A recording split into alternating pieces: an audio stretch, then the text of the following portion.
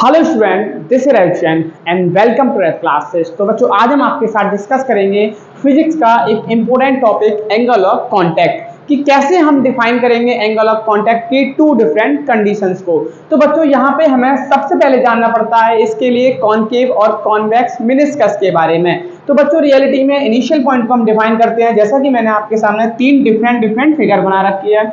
और सबसे पहला जो कंटेनर है, इसके अंदर मैंने इम्प्योर वाटर या फिर मिथाइल आयोडाइड ले रखा है। तो इनिशियल बच्चों हमें क्या मिलता है, यहाँ पे जो आपको शेप दिखेगी इसको हम बोलते हैं कॉनकेव मेनिस्कस। यहाँ पे जो दूसरे वाले वेसल में इसको बोलते हैं कॉन्वेक्स मेनिस्कस। लेकिन बच्चों, थर्ड वाले में हम देखते हैं तो यहाँ पे ये फ्लैट सरफेस है, यानी कि फ्लैट मेनिस्कस बन के आ रहा है, जिसको हम प्योर वाटर में यहाँ पे मैंने फिल किया था। सेकेंड में बच्चों मैंने मरकरी को फिल किया है, और फर्स्ट वाले में मैंने इम्प्योर वाटर या फिर मिथाइल आयोडाइड को फिल किया है। तो हम जब किसी भी कंटेनर में मिथाइल आयोडाइड को डालते हैं, और साथ ही में मैंने बच्चों यहाँ पे एक ट्यूब को डाल रखा है, तो ट्यूब हमारी सॉलिड होगी बच्चों यहाँ पे। तो यहाँ पे हम क्या एनालाइज करते हैं, अगर हम किसी भी कंटेनर में इम्प्योर वाटर या मिथाइल आयोडाइड को फिल करते हैं और उसमें हम एक ट्यूब को अंदर डालते हैं, तो हमें धीरे धीरे से एनालाइज होता है कि जो हमारा उसके अंदर जो फिल सब्सटेंस है, यानी कि जो हमारा इम्प्योर वाटर है, वो उस ट्यूब के अंदर धीरे धीरे से ऊपर चढ़ने लगता है बच्चों। और ये क्या होता है, इसके जो यहाँ पे वाटर के मॉलिक्यूल है वो साथ ही साथ इस ट्यूब पे चिपकने लगते हैं। जैसा कि आपने पढ़ा होगा कोहेसिव और एडहेसिव फोर्स के बारे में, यहाँ पे उसका यूज रहता है। वाटर के जो मॉलिक्यूल है इम्प्योर वाटर के, वो इस सॉलिड ट्यूब के साथ चिपकने लगते हैं और वो हमें एक शेप बना के देते हैं। इस शेप को हम कॉनकेव मेनिस्कस कहते हैं। सिमिलरली बच्चों, अगर मैंने दूसरे कंटेनर में मरकरी को देखा, तो मरकरी में क्या होता है बच्चों, जो हमारा लिक्विड होगा यानी कि जो मरकरी है वो ऊपर नहीं चढ़ता, वो एक प्रॉपर शेप को कंटेन कर लेता है, जिससे जो हमारा शेप बन के आता है उसको हम बोलते हैं कॉन्वेक्स मेनिस्कस। रीजन है बच्चों, यहाँ पे तो जो वाटर है वो ऊपर चढ़ने लगता है, लेकिन यहाँ पे ऊपर नहीं चढ़ता, यहाँ पे वो शेप बना के देता है, वो कॉन्वेक्स मेनिस्कस। और फर्स्ट वाले में जो शेप बना के देगा, इसमें हमें कॉनकेव मेनिस्कस मिलता है। ठीक है बच्चों, इसी के साथ अगर थर्ड में बात करते हैं, तो थर्ड में मेरे पास प्योर वाटर है।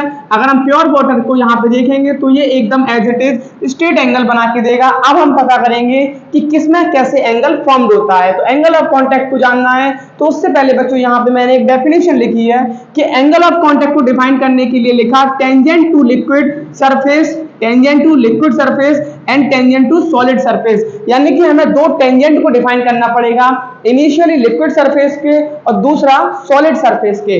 तो हम दो टेंजेंट के बारे में स्टडी करेंगे, पहले लिक्विड सरफेस के लिए और दूसरा सॉलिड सरफेस के लिए। फिर एक कंडीशन को हम यहाँ पे याद रखेंगे कि अगर टेंजेंट पे लिक्विड बनेगा तो अवे फ्रॉम सॉलिड रहेगा, अगर टेंजेंट सॉलिड पे बनेगा तो वो टुवर्ड्स द लिक्विड होगा। जैसा कि मैं यहाँ पे आपके सामने इसको कंस्ट्रक्ट करूंगा। सबसे पहले मैंने कहा ये मेरा लिक्विड सरफेस है, और अगर लिक्विड सरफेस पे टेंजेंट बनाएंगे तो मैंने लिखा अगर टेंजेंट लिक्विड पे बनाना है तो सॉलिड से अवे जाना पड़ेगा। यानी कि बच्चों, हमें ये हमारा सॉलिड सरफेस है तो हमें इससे अवे जाना पड़ेगा, और इस लिक्विड पे हम टेंजेंट कंस्ट्रक्ट करेंगे।